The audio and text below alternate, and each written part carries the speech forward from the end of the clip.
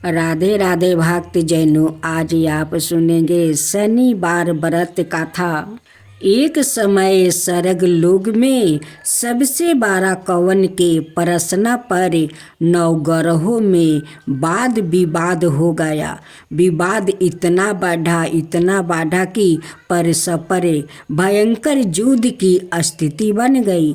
निर्णय के लिए सभी देवता देवराज इंद्र के पास पहुँचते हैं और बोलते हैं, हे देवराज, आपको निर्णय करना होगा कि हम में से सबसे बड़ा कौन है। देवताओं का प्रश्न सुनकर देवराज इंद्र उलझन में पड़ जाता है। इंद्र बोले, मैं इस प्रश्न का उत्तर देने में असमर्थ हूँ। हम सभी पृथ्वी लोक में उज्जैनी नगरी में राजा विक्रमादित्य के पास चलते हैं। देवराज इंद्र सहित सभी ग्रहों देवता उज्जैनी नगरी पहुँचते हैं।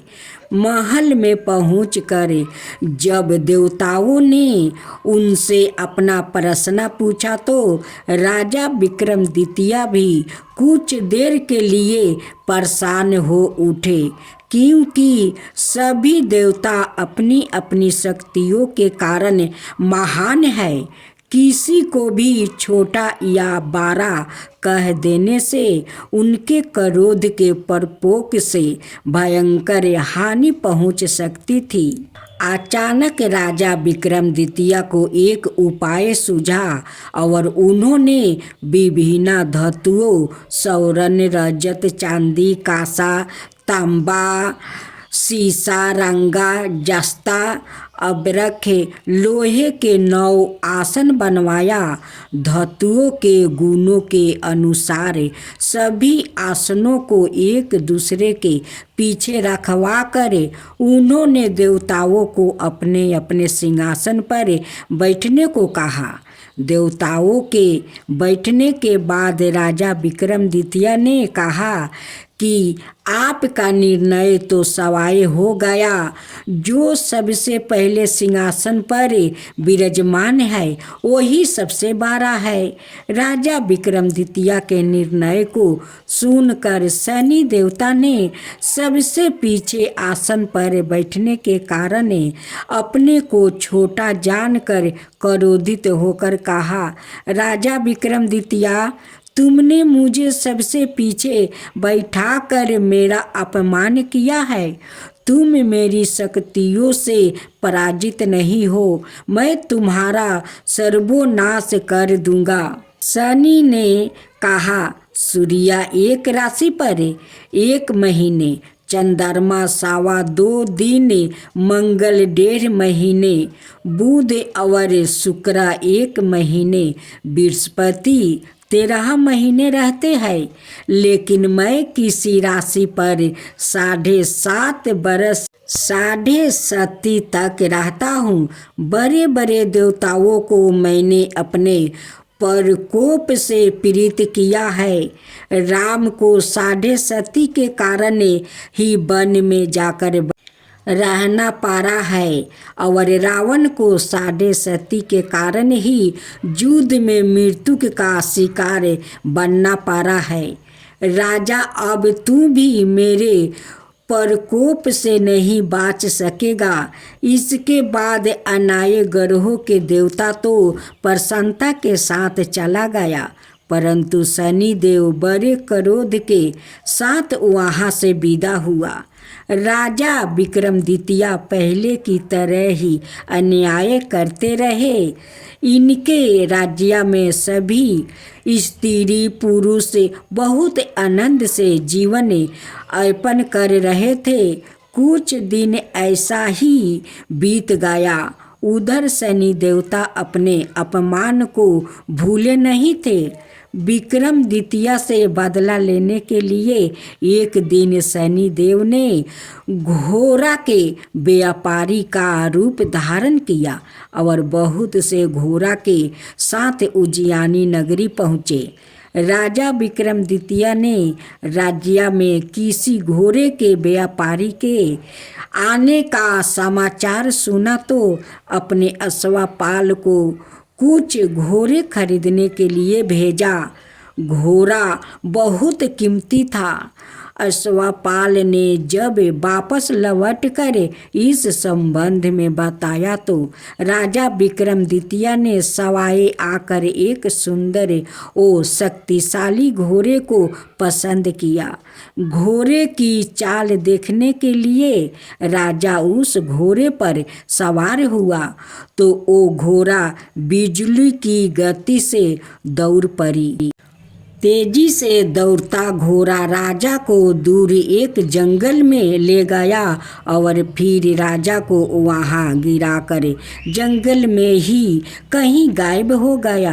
राजा अपने नगर को लौटने के लिए जंगल में भटकने लगा, लेकिन उन्हें लौटने का कोई रास्ता नहीं मिला।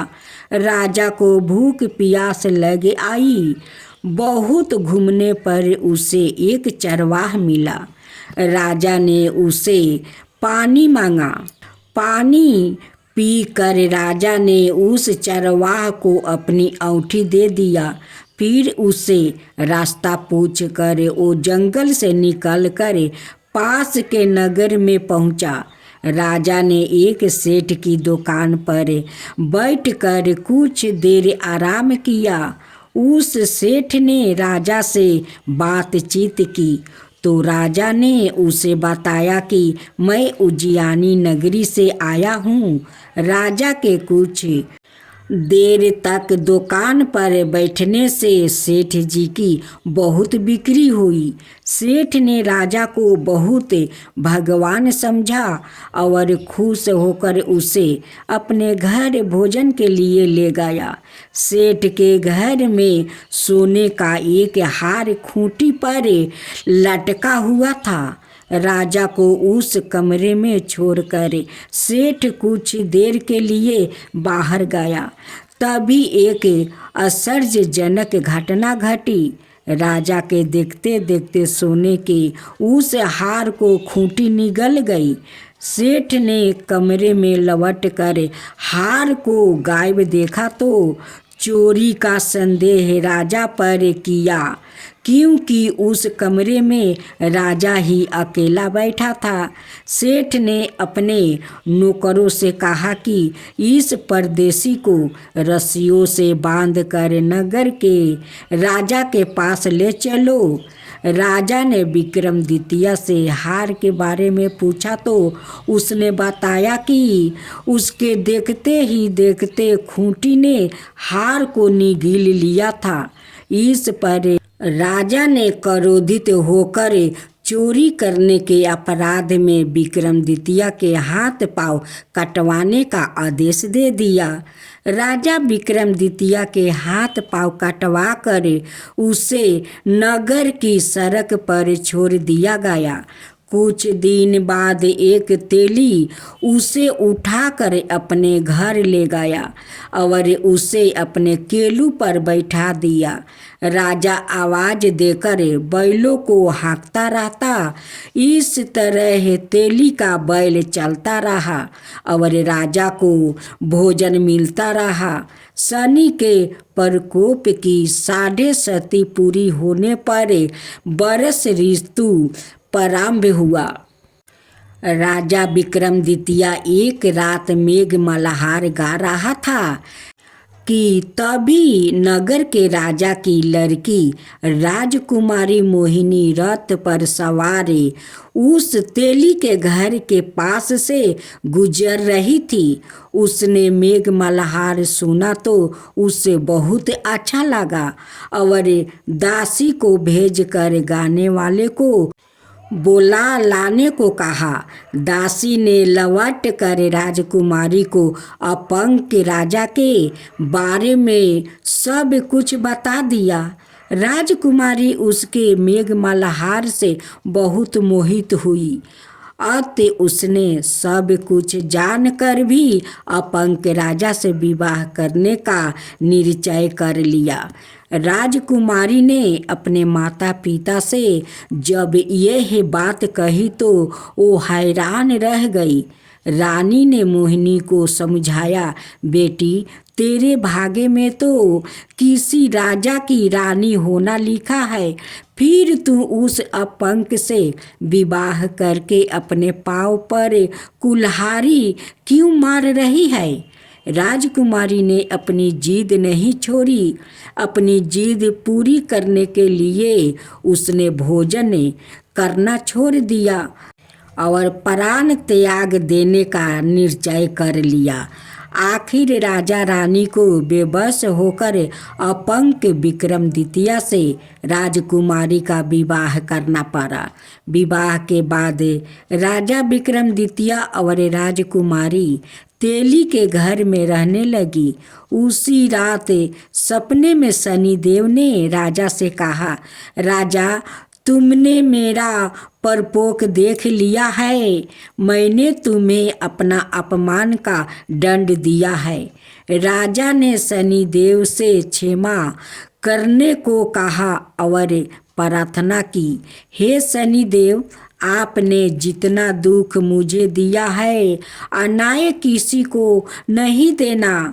शनिदेव ने कुछ सोचकर कहा, राजा मैं तुम्हारी प्रार्थना स्वीकार करता हूँ।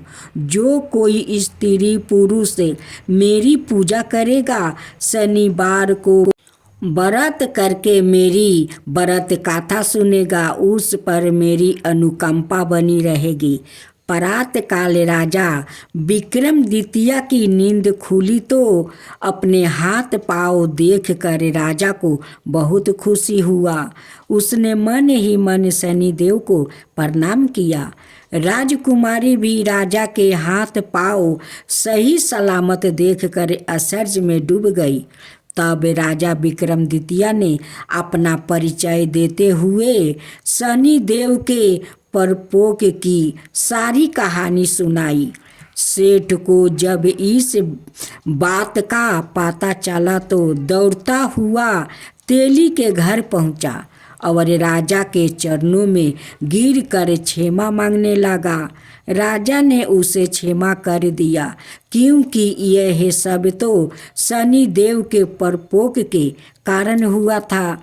सेठ राजा को अपने घर ले गया और उसे भोजन करवाया। भोजन करते समय वहाँ एक आश्चर्यजनक घटना घटी। सबके देखते देखते उस खूंटी ने हार उगील दिया। सेठ जी ने अपनी बेटी का विवाह भी राजा के साथ कर दिया और बहुत से स्वर्ण आभूषण धन आदि देकर राजा को विदा किया। राजा विक्रमादित्य राजकुमारी मोहिनी और सेठ की बेटी के साथ उज्जैनी पहुँचे तो नगरवासियों ने हर्ष से उनका स्वागत किया। अगले दिन राजा विक्रमादित्य ने पूरे राज्य में घोषणा करवाई कि शनिदेव सब देवों में सर्वश्रेष्ठ है।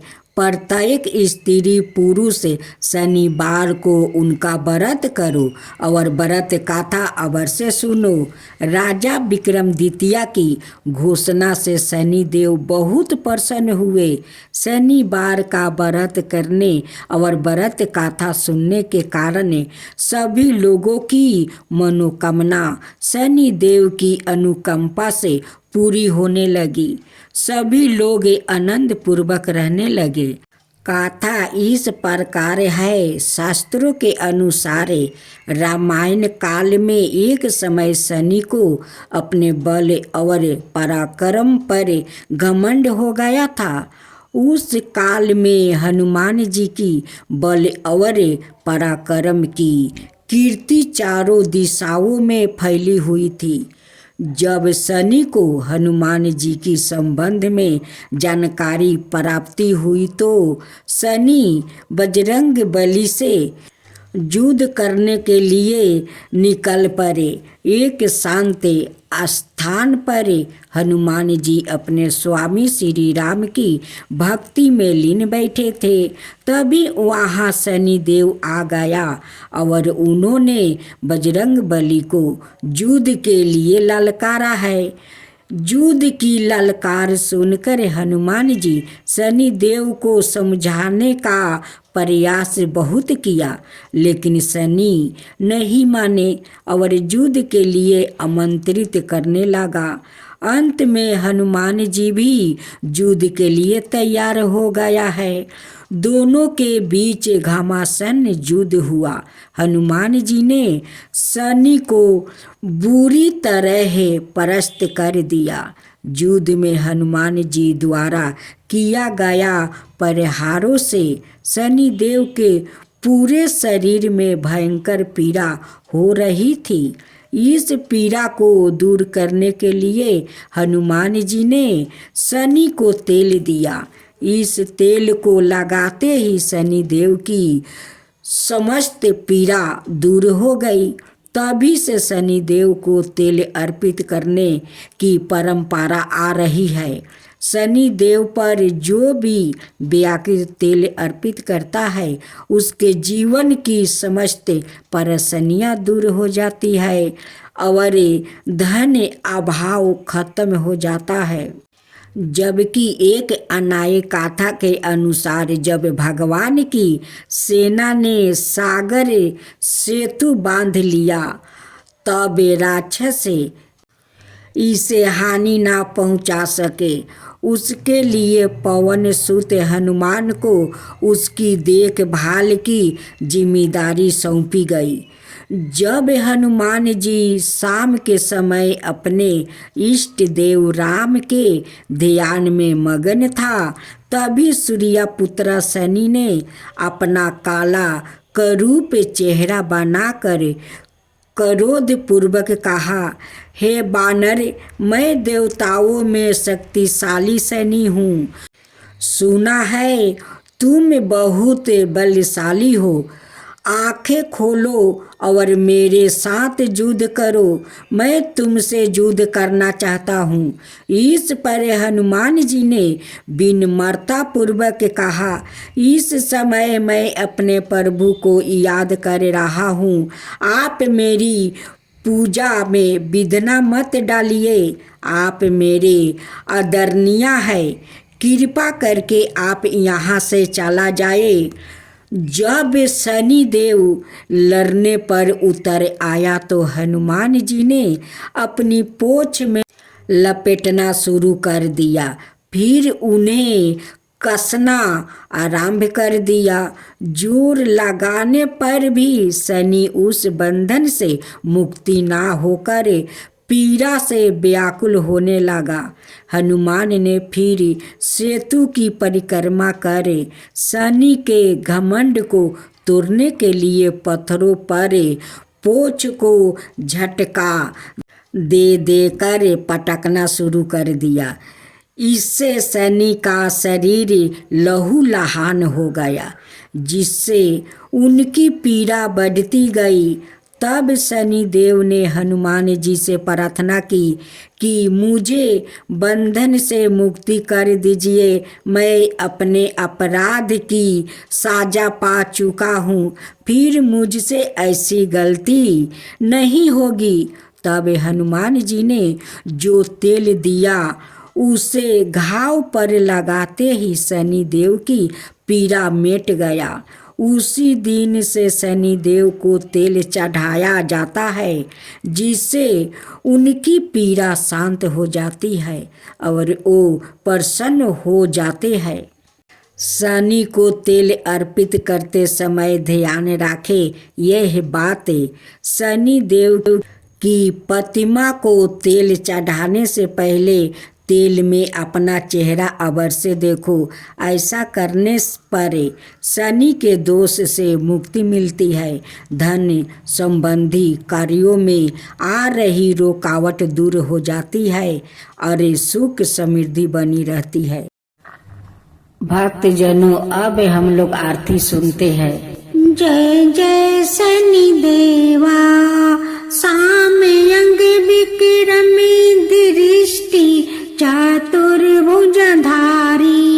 नीलंबर धारण नाथ गजा की असवारी।